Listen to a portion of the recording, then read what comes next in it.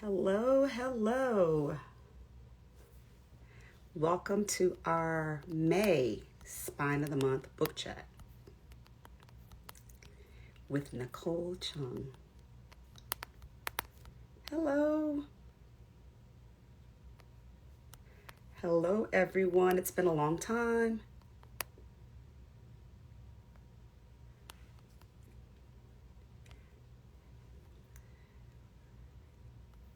It's been a while since we've had a book chat. Today we're talking to Nicole Chung. Oh, there's Nicole.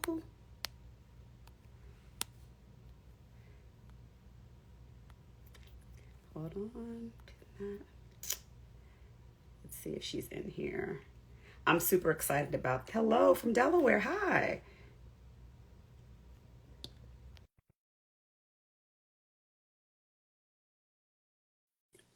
Hope you all read this book. It is absolutely incredible. If you haven't read it, you need to get it from our bookshop. Oops. Sorry. Hello. It Hey, was facing Nicole, the wrong how way. are Hey, you? I'm okay, Jamise. How are you? I'm doing well. It's so good to see you. You too. Thank you so much again for doing this. I've been looking forward to it. I have too. I mean, this has been a long time coming, so I'm letting a couple more people join in. Mhm. I haven't seen you in such a long time, so it's really good to see your face.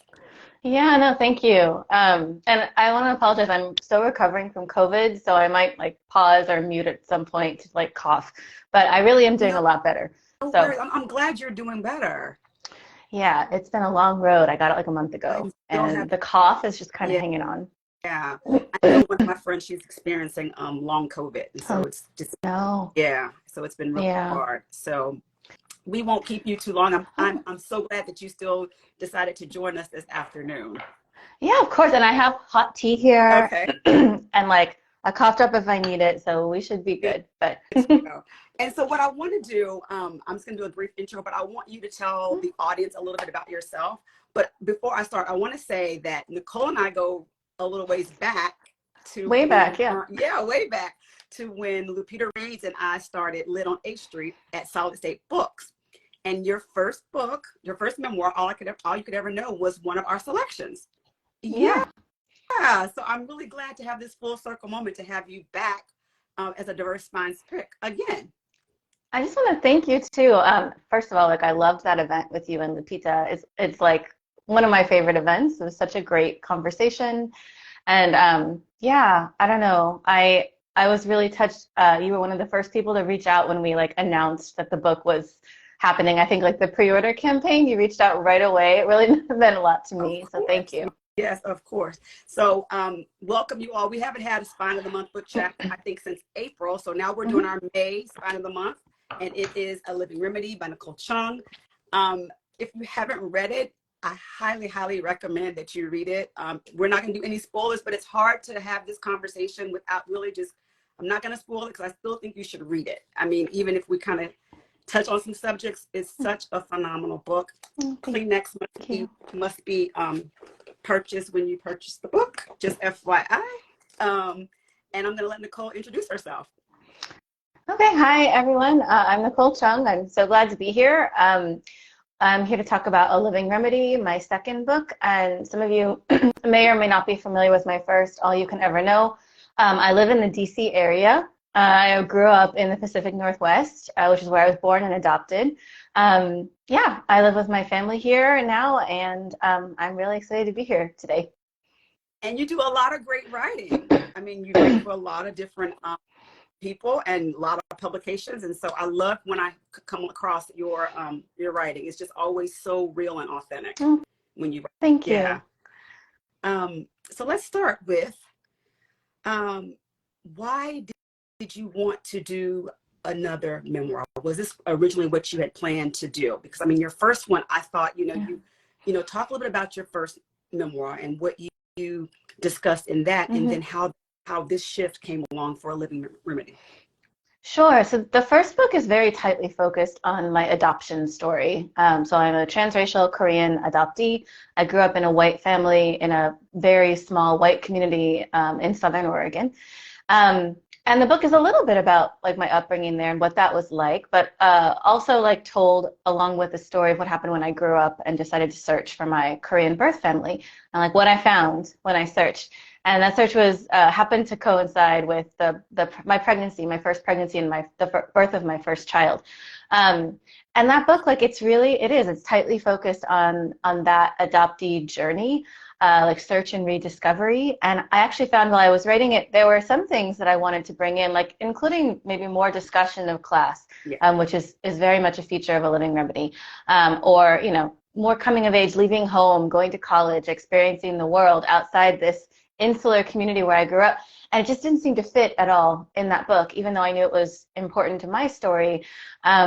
With that book, really anything that wasn't related in some way to my adoptee experience, like closely related, just sort of didn't fit in. There was too much to cram in there, particularly about discoveries I made about my birth family. So if anything, that book is more focused on my biological family, Mm-hmm. my Korean family, that rediscovery of roots. But I didn't actually set out to write like a second memoir. And I actually thought for a long time that A Living Remedy would be more of a collection of linked essays. Okay. I actually like started the drafting process thinking, okay, that's what it's going to be, and some shorter ones, some longer ones, but hopefully each essay can kind of stand on its own. I was really interested in that form, and like to my like somewhat disappointment, although I am like proud of the Mm-hmm. book as it is, that structure really didn't work. Okay. I just found myself like writing, I don't know, even before I got through the first draft, I was like, this is actually going to be a through written sort of more novelistic memoir like my first. It's just kind of the shape that it needed. So so yeah, there wasn't like a moment where I consciously decided memoir. I did decide to write about another book based on like my memories and my life and my family because my father had passed away actually the year that All You Can Ever Know came out. And then my mother and I were grappling with so much grief and also this like deep anger at the injustice of Mm-hmm. how he died. As I write in the book, he died at 67, and his illness was really exacerbated, and his death was really sped by like lack of access to healthcare for many years due to his like my family's financial precarity. Mm-hmm. There was this like crystallizing moment a few months after his death. I was driving actually to a literary event with a friend, and she said something like it was a very common American death. And um, Wow. I think that she thought actually I would be offended, but I wasn't. I mean, I really understood what she meant by that because so many people in this country die for the same reasons all the time. I don't believe, and my mother didn't believe my father's death was an inevitability. Um, like we really did believe that he was failed in so many ways, not just by the healthcare system, but by different parts of the safety net that didn't really catch him when he needed it. And so I wanted to write about my grief, but it was also going to be the story of like American inequality Mm-hmm. and injustice. And then I'd started writing, and my mother was diagnosed with terminal cancer the year after my father passed away. And so at that point, I put the book down, for Yeah. a long time. It wasn't really my focus. I didn't actually know if I would ever be able to work on it again, you know. And it wasn't until many months after she died that I started writing again about grief, about class also, and my family's situation, and sort of found my way back into this story. Yeah, I remember when I saw that the book was coming out and you're putting out a new book and I was like, oh my God, I can't wait to see what it is. And then when saw that it was another memoir and I was like, oh, okay, because I'm like back Yeah. to back, you know what I mean? But then when I read what it was about and then I received the ARC, I was like, I'm not ready to read this. And this is my 10th year for my dad passing. So I just wasn't ready to read. I had to kind of like, Yeah. then I heard so many people talk about it. And then I said, okay, I'm finally going to pick it up. And then I revisited it again this week. And I'm like, wow, this is right before Father's Day. Maybe this might not be the right time, to read it. But it's so beautifully laid out and it's so honest and transparent. And so I really want to know, how were you able to continue to write the story? Because I mean, if I'm not, you wrote this was going on like your mom got sick. It was during the pandemic. And I want to Mm-hmm. talk about all that, like how the whole weight of some people just think, oh, you're in the house, people are isolated. But I mean, when you know people in real time that, weren't able to go see a loved one, or like, I think your grandmother passed during this time. It was a very difficult time. It was. So my mother passed in the spring of 2020. She had entered hospice care a couple months earlier, like just as we were starting to hear about the first coronavirus cases. And of course, no one was sure what was going to happen.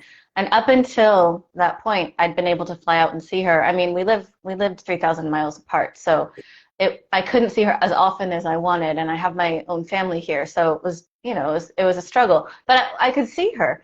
And then the pandemic hit. I was supposed to fly out to visit her, like I think March 13th, which was, at least here, the time when like the schools closed and we were all asked to stay home.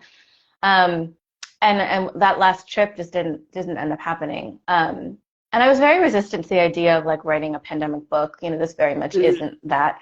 But of course, like it does come into 2 chapters or so, 3 chapters. And I think it's just because, I mean, in the same way that there was no way to write about my grief, my mother's grief for my father, without, I felt like, naming these systems that had failed him and these like structural failings that affect too many people and shorten their lives in this country. There was also really no facing my mother's death without acknowledging like what it meant for me and for so many others that she died in the spring of 2020, weeks into the pandemic. Just because I know that, again, it's a very common experience, right? Like so many people live streamed funerals, or delayed funerals or couldn't have them. We still have not been able to have a big family memorial for my grandmother. And so, I know that's a very, very common experience. And yet there's this pressure I feel sometimes in our society right now to like not look back at that, like to not remember, to kind of move on and say, well, but like people are still, of course, carrying this trauma, this grief, and I don't think we should look away from it. Yeah, I agree. I agree 100%. I think there's a point in the book, and it was so poignant. So it's like you picked up on all the cues of everything that was going on, because you said that the funeral home was like, I don't know if we can live stream. No one even knew or had done anything like that, on such a grand level or such a public level that people were, live streaming. Let's get to the part about, I want to talk about, the healthcare and how, middle class, middle class working versus working class. Yeah. And in the book, you talk about how some people talk about paycheck to paycheck, but I think your parents said it was from one emergency to the next emergency. And so can you talk a little bit about that? One of the things I really wanted to be able to explore in the book was this way that a lot of us, we come of age in this country with like a slow growing, I mean, sometimes brutal, but still it's gradual awareness of class, of where our family in particular sits, what their situation is, what their needs are, or like what their unmet needs are. So like a lot of people are uncomfortable talking about money, like regardless of what background they have. And I think my parents tried to shield me from a lot of what was happening because they were trying to protect me. And also they thought it was like not my business, right? Like you're the kid, we're the adults, this is our problem. But so a lot of what I learned really about our situation was based on like what I was observing.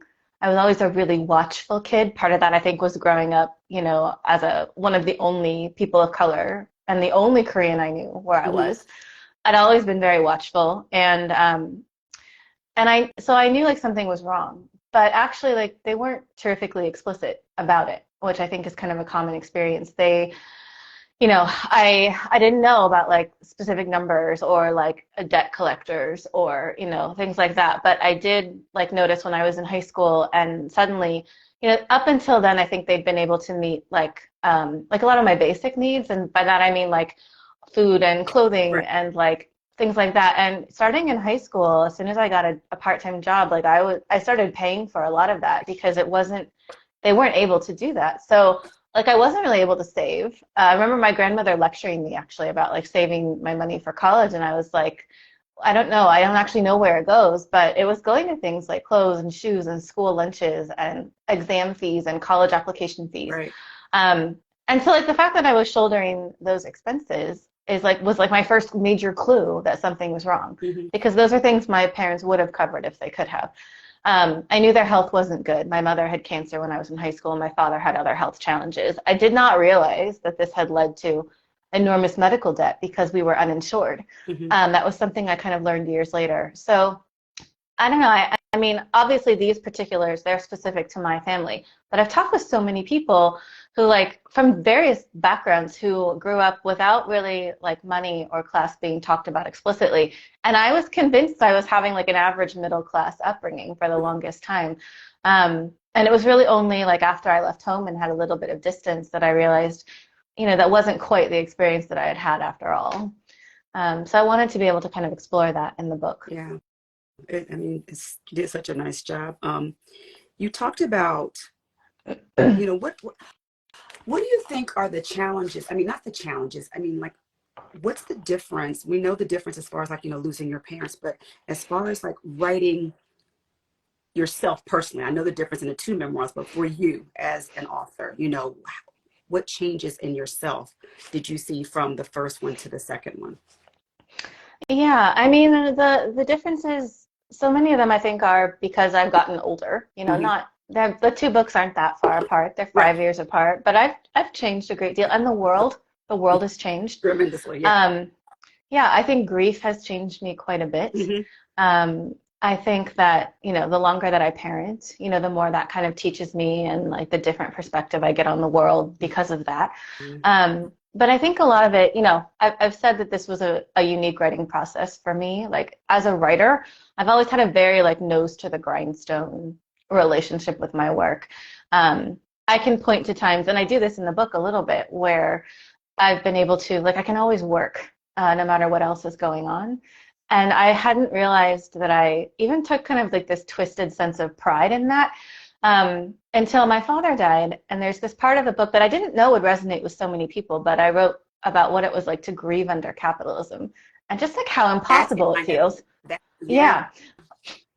I've been surprised. I mean, right. I was like surprised kind of at first that so many people had picked up on it, but then like it made sense to me. It was actually like a major revelation to realize several months after his death, that's what I was doing, like just continuing to push everything from how I went back to work immediately and had a book to promote and then went on book tour, the first one, the same year that he died. It just felt like there was no way to like really rest or pump the brakes on any of that.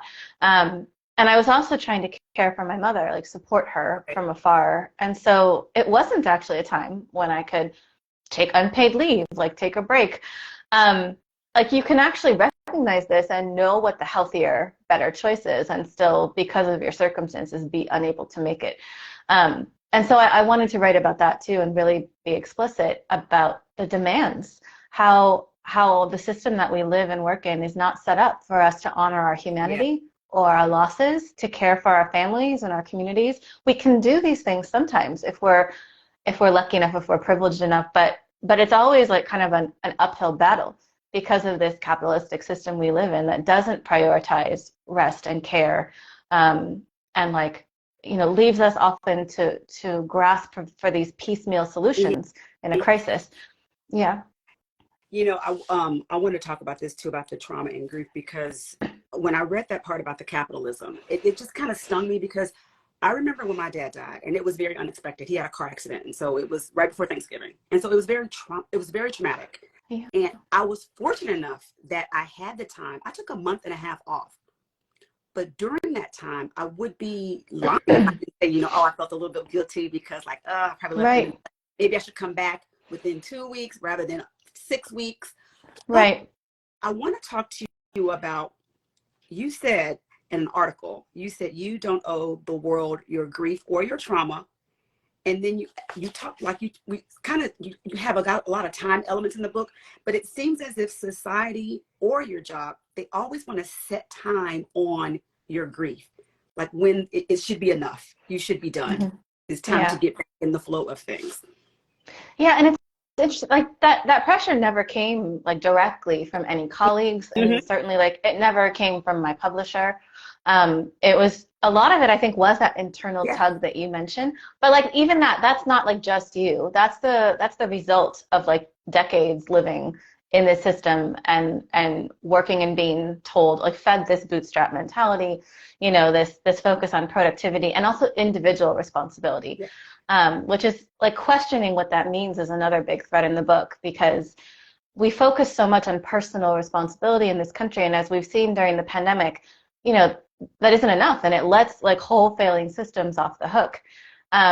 And I think even when you're grieving, right, to bring it back to this question, like there is still this focus on what should I be doing? Like, how can I like grieve the best? How can I do that efficiently? How do you grieve efficiently and then somehow put this behind you enough that you can go back to your job, your family, all the things that like have, you know, like legitimate demands on your time and energy. You know, and it's just like, again, you're not really focusing on like your humanity, what you owe yourself. And so, and that was really something that I wanted to be able to write about too. And I think it's one of those themes that kind of runs through the entire book in different ways. So what I did when I was reading, you know, I kind of went through and just picked parts that kind of resonated with me, as you know, and wanted you to kind of talk about that. One part in the book, you're talking about being at the funeral for your dad. And I felt this with every fiber in my being, and your kids were with you. And you said, I just wanted to be there as a grieving mother, as a grieving daughter, not like being a mother. And I felt the same thing, because I was so worried about and protective of my kids that I really couldn't, you know, be fully immersed in the process. And so when you said that, I was like, oh my God, somebody else like literally I just said what I was thinking the entire time. Yeah, I mean, that's another thing that I felt guilty for, because my kids were much younger when my father died, and it was their first major loss, I guess, in the same way. I don't know. I struggled at the time even to think of it as much their loss as mine, you know, just because I'm my parents' only child. It was always the three of us, and then all of a sudden my father is gone. And of course, like my kids at their ages really struggled to know what to do with that. They were really anxious. They were grieving. They didn't know what to do with these big feelings. And I was so focused on them, at least for part of that trip. Like, I remember my mother, like this grieving widow, like trying to cheer up my kids, because I mean, she still felt that pressure. And I know that them being there was important, right? I know it was so important for us all to go as a family. And, you know, given what happened with my mother, I appreciate that even more, that we were able to be there, all of us. It was like so important, I think, for them to be part of those rituals. But yeah, it was really difficult to sort of have my attentions divided. I was focused on my mom, or I was focused on my kids. And I just remember feeling like there's no space for my grief. You know, when will I have time? And then I come back home, and like after a very short break, I'm back at work. And it's just like the world goes on. It does. As though it didn't happen. Yeah. And I feel like I'm still stuck. Yeah. Like on the day that I found out that he died, you know, everyone else is able to kind of move forward, you know, except for me. So it was a really hard time. Yeah. And learning how to grieve without blaming or punishing myself, you know, that was like really difficult as well. Can we talk about, I don't want to say what they are, but I will say the list in the book. I just thought it was such a nice touch. Thank you. And can you just talk about why you decided to put those in there? Yeah, there are 3 different lists in the book. And like, I'll give an example of the first one. It's like things my mother sent me after I left home. And like, I don't know, I wanted to play with form a little bit. I wanted to see like what I could communicate in like not sentences, but like images, right? Ideas. And also, like, I felt like the lists would be a good spot for the reader to kind of pause and like breathe, and like think. They're not without poignancy, but sometimes there's funny things that she sent me. Sometimes it's just like, I think it's just like easily digestible, and like it's like a little bit of space to breathe, and then we're back into like the narrative. So I really enjoyed those. It was just sort of experimental, and I didn't want it to feel gimmicky. But I very much enjoyed like the chance to play around a little bit with that. I love them. Although I didn't know like what the next 2 were going to be. We're telling those because we want you guys to read it and find out. And I thought, wow, this is very, very smart. It's very, very heartbreaking, the way that you put the last 2 lists in. So yeah, wow. Goodness me. I'm just trying to. So can we talk about, there's a in the book as well where you talk about, and this really broke my heart. You talked about your mom's small amount of her IRA. Mm. And you said that it was less than her annual 1 year of her income. And you said it would not be enough for her to live, but it might cover enough for her to die. Yeah. So by the time my mother passed away, she was diagnosed with cancer when she had just turned, like she just aged into Medicare and Social Security. And so she had she had what my father didn't have for many years, which was at least like a certain amount of guaranteed health care and coverage. And I mean, it sounds like cold and callous to talk about this in a way, because of course, like these are also like deeply traumatic and terrifying events. But having experienced like one illness with a parent where we had no idea and like just could not pay for the care he needed, it was actually a relief to both of us just to know that if nothing else, she could get treatment and like not, you know, be bankrupt by it. But yeah, at the end, she, you know, her medical coverage had paid for a lot of her treatment, but when she was in hospice, there was a point where she, like many people, needed home health care aides to supplement family caregivers. And they were only there like for like, you know, 6 to 8 hours each night, but the cost was like in the thousands every single week. We obviously have like a larger elder care and caregiving crisis in this country. Again, that focus on personal obligation and responsibility, what you personally owe your family, you know, doesn't really take into account just the astronomical cost of actually caring for them when they get sick. And so, you know, I was managing her affairs. I was her power of attorney by then, financial power of attorney. And we finally cashed out, like, her only real savings was this small IRA. And it was enough to cover home health for like a few weeks. And then I had saved some money in like an emergency account that could cover us for like a little bit longer. But I was very conscious of like, this isn't enough if she had longer to live. And of course we were hoping that she had longer to live. Like I didn't know how we would pay for it when the money was gone. So it was just, and it felt important to discuss that, you know, again, because there's like this idea of what you want, what you think you'll be able to do for the people you love in a crisis, and then there's the reality. And you have to live with the space in between those things, which is another theme that, you know, is explored in the book through both my father's and my mother's stories. But yeah, that was like just this shocking moment. And I will never forget, after she died, this like, I'm opening my email and like there's a note from the home healthcare agency reminding me to watch for like 2 more bills. And of course, people should be paid for their work, and we should pay home healthcare aides more. But it was just like this shocking moment of like, I don't know, my world is falling apart, and I'm still getting these bills, these astronomical bills for this care. And I was conscious even at the time of just how many people, you know, go through similar things with their elders, with their parents. Yeah, you're right. There's so many things, and I just don't know how you're able to, you know, share the story, but then how are you taking care of yourself as you're continuing these interviews and to talk about it? I mean, it's your story. It's very traumatic. Yeah, I mean, I think I don't want to say the writing itself was therapeutic, because for me anyway, like by the time I sit down to write something that's like for public consumption, it's not really for me anymore. Like I've already kind of done the work, and some of that is writing. It's like journaling or whatever. I've already kind of done what I need to do for me. And then the point of sharing this story is like, is there something I can do that will help, that will make this matter to others, you know, that will make them think of their own lives and their own losses and their own experiences. You know, can it be a place for them to like see their story too and maybe show themselves some grace?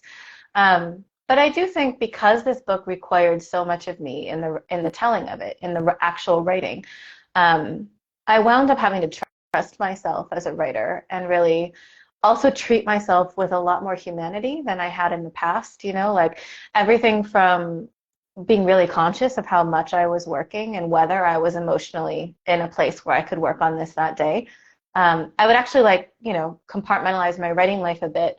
If it didn't feel like a day when I could work on this book, I would do something else, whether it was research or reading or freelancing, something else. You know, I was really deliberate. I was really careful about when I was working on it and how I was working on it.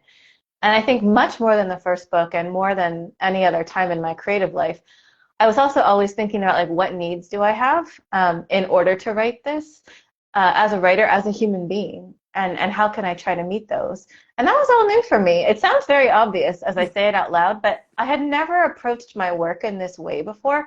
And then to my shock, it actually made the writing easier. It made it better. It made it feel freer. I felt as though I was like unencumbered actually a lot of the times that I worked on this book. I felt I would sometimes enter this like kind of meditative state Mm-hmm. working on it, and that hadn't happened to me before. I think that it really is the book it is and the book it needed to be because I finally learned to show myself that grace and that care. So I've tried to bring that same thing to like the tour, the interviews, right, the events.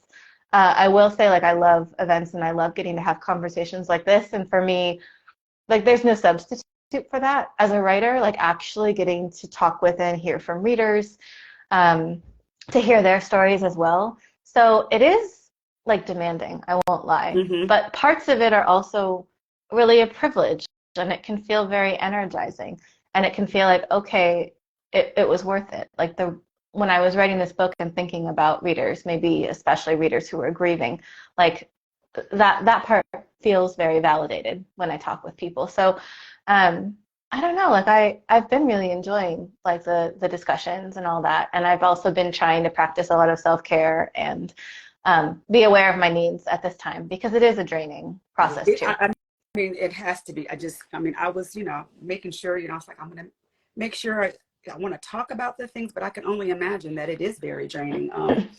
It is a case where, I think reading it the second time, with things that we think that we should know, or, sometimes things are just put more glaring in front of you when you read it.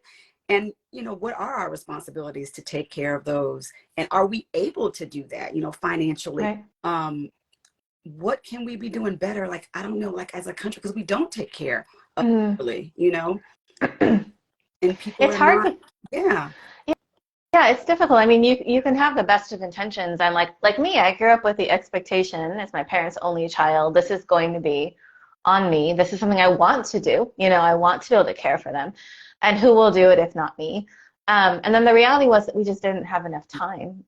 My dad got sick when I was like very young mother, and my mom got sick like shortly after he died. And I was able to do more for her, certainly, but it was just, I don't know, just wasn't enough. Like, and so I don't know, there's so many, the book of course isn't supposed to be like about solutions, but I think about that a lot, and I think first of all, like studying what are the stories, what are people actually experiencing, who is being left Mm-hmm. behind, because we know it's some people more than others.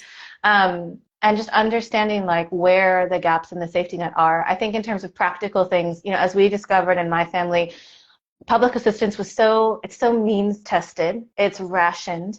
You have to kind of prove your worthiness. It varies so much from state to state, like Mm-hmm. county to county even. And you have to also become experts in this huge bureaucracy in order to even apply. So like at different points, like my father was denied Social Security disability, as so many people are the first time. My parents were ineligible for Medicaid, the Oregon health plan. There were like so many times at which like they could have actually found support they very much needed and weren't able to. So removing some of the barriers, the means testing, just realizing that these programs are essential and investing in them, understanding like how they do keep people out of poverty or how they do help people get care they would not otherwise get. And we have to keep organizing and voting for Mm-hmm. those policies and for people who understand their importance. But yeah, there's so much more that we could and should be doing, like in order to make sure that fewer people are left behind. Katie made a comment in the comment section about being far away from family and the difficulty that brings when they're not in the same area that that you live in.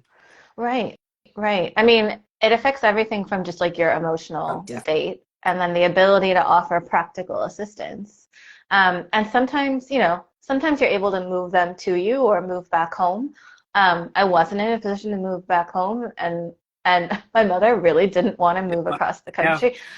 I mean, it was this poignant moment when I was just like, if you want to come live with us, and this is when she was starting hospice, and she was like, no, like, I mean, I want to, this is my home. Like, I want to, and her community was Hmm. there. And as much as she loved us and did want to be with us, like, that was her home where she'd been for almost 40 years. Um, she's like, I want to die at home. And, so we weren't in a position where we could suddenly, you know, live in the same place and like assume all of that responsibility, despite wanting to. I remember in some article, I don't know if you said you were, this is about around the time when you wrote the first memoir, but you said you felt like you were living a life that belonged to someone else. And I guess it's Mm-hmm. in relation to being an adoptee, right? But what I want to know is how your relationship with your parents, how did it impact you and mold you to be the mother that you are today? Because, like you said, there was a complex relationship, Mm-hmm. like with your dad. We might have arguments with our parents, but at the bottom, at the end of everything, there was the love. So how did that, shape you into the mother that you are today? That's a great hard question because I feel like I'm still pretty like hard on myself in a lot of ways, and especially like as a parent, I end the day sometimes and I mean, I can think of like specific regrets I have, like, oh, this time I snapped when I shouldn't have, or like, I could have put the work down and been more like available or something. So like there's always some little thing where I'm like, I could be doing better. It's like that's the work of parenting. And at the same time, I think that my parents my adoptive parents' love for me, we had a complicated relationship. We did not always agree, but ultimately, I was never really in doubt of like their love for Hmm. me, which did feel very important. Obviously, it's important to every child, and every child deserves that. But like as an adoptee, with sort of those abandonment issues, I think that so many of us feel, like it was so important to know I had that like rock solid foundation of love and support. And I write how like my parents' faith, they were very devout people, like my mother especially, but like after their faith in God, they had like so much faith in me, like as a person. They just like really trusted me, even when they disagreed with me. Um, it was strange how they could hold that tension of like, we don't really agree with you in this, but like we trust that you know what's best for you. I mean, that's actually like an incredibly hard thing to do. Yeah. I know it is as a parent. And they were able to like do that somehow. And so I really appreciate that. And I hope I can bring that to my parenting and to make my kids feel like, I will always like be this safe space to Hmm. land and like whatever they go on to do in life, they're enough. They don't have to do anything or accomplish anything or achieve anything. Like I want them to feel like they're enough and really believe that. Because I think that's the great gift that my parents eventually gave me, was just knowing that I was always going to be enough for them. And I think that made me Yeah. braver than I would have been otherwise. It made me feel like it was like that safety net that I didn't really know was there. So, yeah. Yeah. So what's next? Where Oh gosh, the dreaded question. yeah, what's next? Um, so like I've outlined a novel that I'm not ready to talk Okay. about yet, but like I'm hoping I cannot seem to work on it during tour. So I know a lot of writers, they're like, "Oh, releasing a book, you're so anxious. The only thing to do is to just jump into the next thing." Apparently, I don't do that. Apparently, what I do is just feel every instant of the anxiety, like in excruciating, like detail. But I can't write. I can't write when I'm promoting. But I would like to like eventually when there's time and space spend a lot of time with that and just see where it goes. It might go nowhere. But like having a chance to play and write something too that is very much not about me sounds really exciting to me. And then like in terms of what's immediately next, I actually have another book out later this year. It's very, very different from anything I've done before, but it's a young adult fiction anthology that I've Oh, co-edited. wow. So it's called When We Become Ours. It's co-edited with my friend Shannon Gibney, who's also an adoptee, a transracial adoptee, and every single story in the collection is by an adoptee of color. And we're really excited about it because there's really a dearth of young adult literature that is by and for adoptees. Hmm. So we're excited to have it out there. That's out in like late Oh, that's October. awesome. Yeah, so I don't know, that's like the next immediate thing. And once I get past this like 2 book year, yeah, it'll be back to writing and trying to write as much as I can and seeing what feels either most urgent or most fun or both. Right. Yeah. Um, let's talk about your dog. Oh, Because, okay. I mean, because Always here for it. I know, because I love seeing the pictures. I remember you were like, you want the kids to have a dog, and then you got the dog. Yeah. Yeah. Peggy is very much a pandemic dog. Like, Yeah. she really is not good at being alone. Um, no, she's obviously the light of our lives and the emotional heart of the family. So we got her in the fall of 2020. It was like 6 months after my mom had Hmm. passed. And, you all remember like that first year of pandemic. We're staring down this like long pandemic winter. No one's vaccinated. We're still not seeing anybody. Hmm. The schools are still closed. Um, and none of us were doing well. I Yeah. mean, we were all still grieving my mom, and it was just a really difficult time. And I knew, of course, getting a dog, I was like, Nicole, this isn't going to solve anything. It's just going to make your lives more chaotic, which it did. Um, but the difference in the household when we got her was like night and day. Um, and I remember this experience shortly after we got her. She was like a puppy, and she was chasing my daughter around the coffee table. And they're like, my daughter's laughing her head off. And like I realized not only was it the first time that I'd like heard her like belly laugh, in weeks, it's also the first time I felt like I could really feel that. Like Yeah. like for me, when I'm grieving, it's like if I'm seeing someone else's joy or like happiness or humor or whatever, it could feel very remote. Like I wrote in the book, it's like seeing it through a glass. Yes. I can see it, but I can't touch it. I can't quite feel it. Hmm. And like Peggy just kind of crashed through that. And all of a sudden I was like, oh, this is what it feels like to feel like joy again, Yes. or to laugh all together again. It just felt very real. And she's still like almost, I guess, coming up on 3 years later. She is still the family comfort dog. I think she knows when any of us is feeling down or dysregulated, and she will like seek that person out. She likes hugs. People are like, don't hug your dog, they don't like it. I mean, that's BS. Peggy loves hugs. So Yeah. anyways, it's just great. She's just like a pillow that loves us. And yeah, I mean, I don't regret the decision. Good. I just want you to know this book has, I mean, it was hard for me to read. I mean, I'm going to just be honest about that, but Yeah. it was it's very cathartic. It Mm. was, it's lots of reminders. I will be giving it to several people that I know. Number one, my sister, it's just she and I. I think she needs to read it. Thank you. But it definitely, it made me feel like it's okay to still grieve. You know, Yeah, of there's no time, course. there's no time limit on that. Um, Next question. Mm. What are you reading? What am I You reading? always Okay, have I recommendations. I mean, I just finished Family Lore, Awesome. and it's so good. And I actually haven't like gotten into a new book yet. I just finished also Eric Thomas's Congratulations, The Best Is Over. Oh, okay. His new essay collection. I love Eric Thomas. He's like one of my favorite writers. He's hilarious. But the book also made me cry, which I was not expecting. So that's his new book. And then I'm starting Yellowface by R.F. Kuang. I So love it. that's, oh, good, good. I love I've been it. looking forward to it. Yeah. I was like, is this gonna feel very close to home in many ways? So like, I mean, I used to work in publishing. I'm like, is this just too Oh, soon? well, then you're gonna. I mean, everything. Yes, it's so good. And you know what? I listened to the audiobook, which was fantastic. Okay. But I'm actually gonna go purchase the book because I want to have it on my shelf. But I enjoyed it. I really enjoyed it. And you're gonna see so many similarities. I mean, yes. Yeah, that's what I'm slightly afraid of, but I'm sure I've been hearing really good things. So those are like the immediate things, but like I've got to get my vacation stuck together. I'm going on vacation soon. So Wonderful. Well, yeah. definitely Yellowface should be in there for sure. Definitely. Well, I can't thank you enough for coming on and talking with us, for writing this book.